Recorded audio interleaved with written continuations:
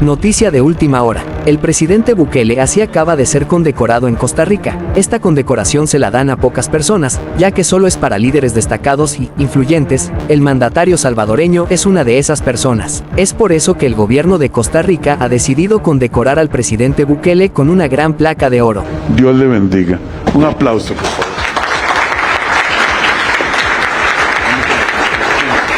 Le agradecemos muchísimo al presidente don Rodrigo Chávez. A continuación vamos a proceder con la imposición de la condecoración de la Orden Nacional Juan Mora Fernández en el grado Gran Cruz Placa de Oro al excelentísimo señor Nayib Bukele.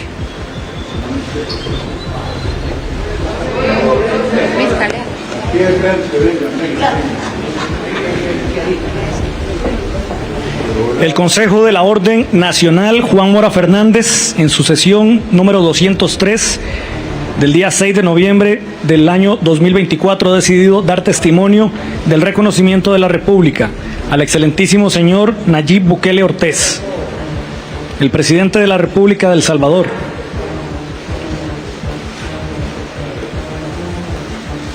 Acuerda otorgarle la Orden Nacional Juan Mora Fernández en el grado de Gran Cruz Placa de Oro, con los honores, distinciones y uso de las insignias que le corresponden. Entregado en San José, 11 de noviembre del año 2024.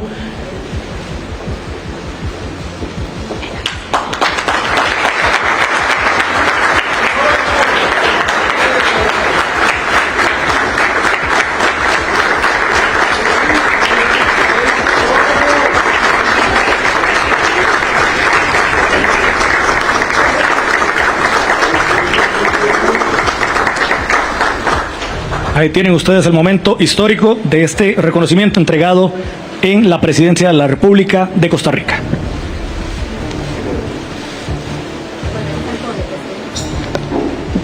Bueno, y ahora de forma muy respetuosa le vamos a solicitar al mandatario Nayib Bukele sus palabras. Para mí es un gran honor, presidente, está de más decirlo, recibir esta condecoración de parte de usted como representante del pueblo de Costa Rica, como el máximo representante del pueblo de Costa Rica. Es un gran honor y la recibo no en mi nombre, sino en nombre del pueblo salvadoreño y sobre todo de toda la gente que ha luchado para que esta, bueno, fuera de Dios, que no necesita representación mía, pero toda la gente que ha luchado para que esto sea posible. Policías, soldados, personas que han trabajado, los ministros, el Gabinete de Seguridad del Gobierno, los diputados, los jueces, los fiscales que han estado detrás de esta operación, que han continuado trabajando para seguir haciendo El Salvador aún más seguro todavía. Prácticamente ya convertimos al país más inseguro del mundo, porque El Salvador, a veces la gente piensa, bueno, El Salvador es el país más inseguro de la región, o el país más inseguro de Latinoamérica, o el país más inseguro. No, El Salvador era literalmente la capital mundial de los homicidios, ese fue el nombre que nos pusieron, la capital mundial de los homicidios, y éramos literalmente el país más inseguro del mundo. Más inseguro que las zonas de guerra, más inseguro que Irak en su momento, más inseguro que Afganistán, más inseguro que cualquier zona de guerra. El Salvador era el país más inseguro del mundo. Y lo convertimos al día de hoy en el país más seguro de todo el hemisferio occidental. En el 2023 cerramos como el segundo país más seguro de todo el hemisferio occidental, solo después de Canadá, pero ya este año esperamos cerrar el año como el país más seguro de todo el hemisferio occidental. Y eso pues ha sido el fruto del trabajo de mucha gente. Creo que el presidente dijo algo importante, y es que yo le decía en la reunión privada que tuvimos a él, y lo dije también en la reunión de gabinete, que nosotros no veníamos a darle clases a nadie, nosotros venimos a aprender, porque ustedes tienen aquí en Costa Rica una joya, en toda Latinoamérica, es una joya. Cuando uno ve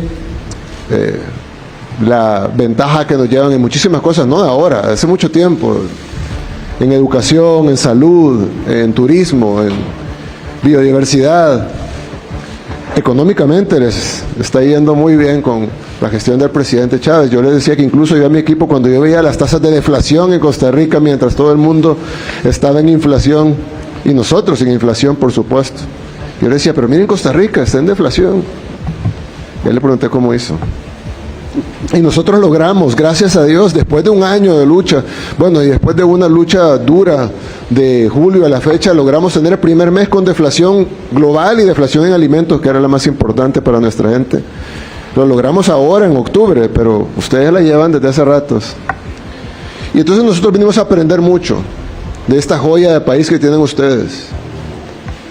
Pero creo que vamos a aportar en algo que nosotros ya vivimos y algo que nosotros ya resolvimos, que es la seguridad.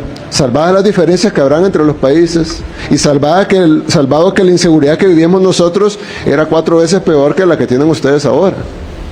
Pero en algún momento era muy seguro El Salvador y fue convirtiéndose en un país inseguro, y antes de convertirse en la capital mundial de los homicidios tenía el nivel de inseguridad que tenía Costa Rica ahora. Es decir, iba así. Y el crimen es muy difícil de detener. Yo decía en una visita a Estado reciente en Argentina que el problema del crimen es que los incentivos son tan grandes que es prácticamente imposible para un gobierno contrarrestar esos incentivos. Vamos a darle una beca a los jóvenes, vamos a darle un subsidio a los jóvenes para que se salgan del crimen. Sí, claro, pero ¿cuánto va a dar el gobierno? Primero, que es injusto darle un premio al delincuente, ¿no? Pero dejando la parte moral afuera, que no debería, pero dejando hipotéticamente la parte moral afuera, ¿qué le va a dar el gobierno? $300. El delincuente le va a dar 3,000. El gobierno le va a dar 3,000, el delincuente le va a dar 5,000. No hay forma de que un gobierno pueda competir con los incentivos del crimen. Por eso el Estado debe de intervenir y hacer valer su monopolio sobre la violencia. Nadie puede ser violento más que el Estado. Solo para intervenir y mantener la paz. Nada más. La fuerza del Estado debe de usarse no para violar derechos humanos, para garantizar los derechos humanos de la gente que nunca se le defienden sus derechos humanos. ¿Cuál es el principio? Bueno, dicen todos los derechos humanos tienen la misma ponderación. No es cierto. El derecho humano más importante es el derecho a la vida. Todos los demás derechos no sirven si no hay derecho a la vida. O no se pueden aplicar. Yo no puedo tener derecho a la movilidad si estoy muerto. Entonces, el Estado debe garantizar el derecho a la vida de sus ciudadanos. Y para eso debe ir tras los delincuentes, no hay otra forma. Y el presidente Chávez lo mencionó, lo hablamos en nuestra reunión privada. Nosotros veníamos combatiendo el crimen y veníamos teniendo resultados buenos. Pero una de las cosas que hicimos fue preparar todo el escenario para, en nuestra mente, lanzar la fase 6 de un plan que nunca la pudimos lanzar porque antes se nos vino el inicio de la guerra contra las pandillas, que la iniciaron ellos, no nosotros. Pero ya estábamos en un 75% preparados cuando lanzamos nuestra contraofensiva a las pandillas y las destruimos. Al día de hoy todavía quedan pandilleros escondidos y estamos buscándolos y todos los días agarramos 1, 2, 4. Pero actividad pandillería en El Salvador no hay. No hay homicidios, no hay extorsión. La gente camina por las calles a cualquier lugar. Yo incluso cuando llega gente de afuera a reuniones o algo, le digo, no vaya al lugar turístico, porque el lugar turístico siempre está seguro. Si quiere comprobar la seguridad de El Salvador, váyase al lugar más feo, más oscuro posible, donde no vea nada, donde esté oscuro, un barranco. Váyase al lugar que usted quiera. Váyase como va vestido, generalmente van con traje, algún reloj más o menos. Yo digo, váyase al lugar más oscuro, más recóndito de El Salvador. Siéntese ahí en una silla, si no hay silla, en una piedra, y se espera el amanecer. No lo hacen, pues, pero yo lo reto, ¿no? Y espera el amanecer. Va a amanecer, va a salir el sol y usted va a conservar su reloj, su traje, su celular, su billetera, todo. Porque no hay una tan sola esquinita, no hay un tan solo cantón, caserío, barranco, comunidad, calle, avenida de El Salvador que no sea totalmente seguro, a toda hora del día. Y haber convertido el país más inseguro del mundo en eso es un milagro, claro, de Dios, pero yo sé que el presidente Chávez es creyente y por ende Dios lo va a ayudar en su plan también. Amén. Pero bueno, nosotros somos los que Dios obra a través de los hombres y nos toca hacer a nosotros nuestra parte. Y se necesita, el presidente Chávez lo dijo, que la sociedad total en su conjunto esté detrás del plan.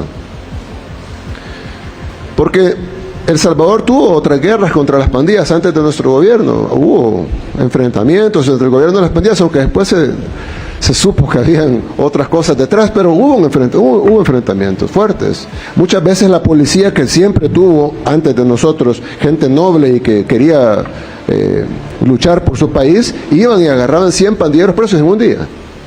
Camiones de pandilleros presos, tatuados hasta en los párpados. Y se los llevaban a la cárcel. 2, 3 días después, 99 libres. Y uno no salió libre porque agarró a puñetazos al guardia, pues, pero si no hubieran salido los 100. Entonces empezaba, y luego venían los pandilleros al salir a asesinar a las familias de los policías que los habían arrestado. Entonces empezaba un círculo vicioso del cual era imposible salir si toda la sociedad no decidía apoyar el plan completo. Y el plan completo no solo quiere decir ir a agarrar al delincuente, sino que el delincuente se quede en la cárcel. Por hacer eso, alguna gente dijo, bueno, están violando el derecho humano del delincuente. Y dice, no, todos los delincuentes tienen derechos humanos, todos. No hay un tan solo delincuente en este mundo que no tenga derechos. Todos los delincuentes tienen derechos. Porque son humanos. Nadie está discutiendo eso. Yo lo que digo es, ¿qué derecho se contrapone a cuál? ¿Será que me mostraban hace unos días una señora que hace barras de chocolate pero no tiene manos? Porque sus sobrinos pandilleros le cortaron las 2 manos a su tía porque no les pagaba la extorsión. Una señora probablemente octogenaria. Le cortaron las 2 manos para que su tía anduviera por el mundo sin manos por no haberle pagado la extorsión. Y la señora, ya sus sobrinos ya están presos, pero ella pues no tiene manos y hace barras de chocolate para subsistir. Nadie defendió a la señora. Nadie dijo la señora, el derecho humano a la señora, de la señora. Nadie la defendió. Todas estas organizaciones, todos estos políticos que hoy se rasgan las vestiduras por los derechos humanos de los delincuentes, nadie dijo nada de ella. Yo creo que, y de ella y de otros que sufrieron incluso peor, violaciones, asesinatos, les cortaban las cabezas para mandar el mensaje, así como está pasando en otros países ahora, que cortan la cabeza y ponen la cabeza como una especie de mensaje a todos los demás, como hacían en la Edad Media, que los ponían empalados, solo que en nuestros países cortan la cabeza y ponen la cabeza. Nadie decía el derecho humano de la persona que fue asesinada, que fue decapitada, de la mujer que fue violada, de los negocios que fueron extorsionados, de la persona que perdieron su propiedad, del salvadoreño que no podía salir, ni siquiera algo tan sencillo como jugar fútbol en la calle o ir al parque. Y lo pueden preguntar a sus colegas en El Salvador, lo pueden preguntar a las personas que conocen, bueno, hay salvadoreños aquí en Costa Rica, pregúntenles cómo era en El Salvador. Literalmente la gente no podía ir a jugar al parque. Habían comunidades que tenían una cancha, pero los niños no conocían la cancha, porque no podían bajar a la cancha. Era prohibido por las pandillas. Y nadie vio por los derechos humanos de esos niños. Y en el momento que decidimos agarrar a estas personas que estaban haciendo esto, entonces salieron la gente a defender los derechos de ellos, de los criminales. Porque tienen derechos, sí, pero no más derechos que los demás. Así que nosotros hicimos lo que teníamos que hacer, gracias a Dios, porque no hubiera sido así si no hubiera sido por Él. Tuvimos un éxito rotundo, la gloria de Él. Nosotros fuimos sus instrumentos en ese momento, y cuando nos quiera seguir usando, que nos siga usando a todos, porque a todos nos usa de alguna manera. Pero fue impresionante y cayeron así, pero había el apoyo de toda la gente y el apoyo de todas las instituciones. No había una institución en El Salvador que no estuviera de acuerdo en combatir el crimen de la manera que lo combatimos.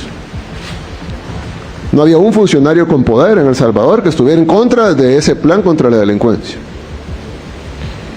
Y no había, bueno, tal vez algunos, ni siquiera las familiares, la mayoría de familiares de los pandilleros están de acuerdo con el plan, tanto así que ustedes lo pueden ver en las encuestas nacionales e internacionales. 90 y pico % de los salvadoreños apoyan el plan contra las pandillas. Bueno, obviamente si los pandilleros eran 70,000, los familiares eran un porcentaje grande, amigos, familia, etcétera, pero incluso muchos de ellos estuvieron felices de que removimos a esos elementos de la sociedad y los metimos en la cárcel. Pero la gran mayoría de El Salvador, 9 de cada 10, un poquito más de 9 de cada 10, está y estuvo a favor de ese plan contra las pandillas. ¿Y por qué lo digo? Lo recalqué, porque creo que es importante, si nos aceptan un consejo de un país que no es como Costa Rica, quisiéramos ser como Costa Rica aún en muchas cosas, un país que puede aprender mucho de Costa Rica, pero si nos aceptan un consejo en el tema de seguridad, tiene que ponerse todos detrás del plan, o no va a funcionar. Bien, gracias, presidente, por este reconocimiento.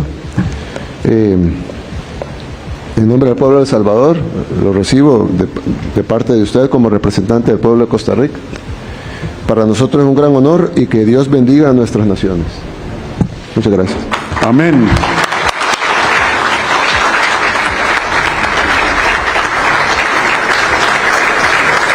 Amén. Bien, de esta manera concluimos la ceremonia de condecoración.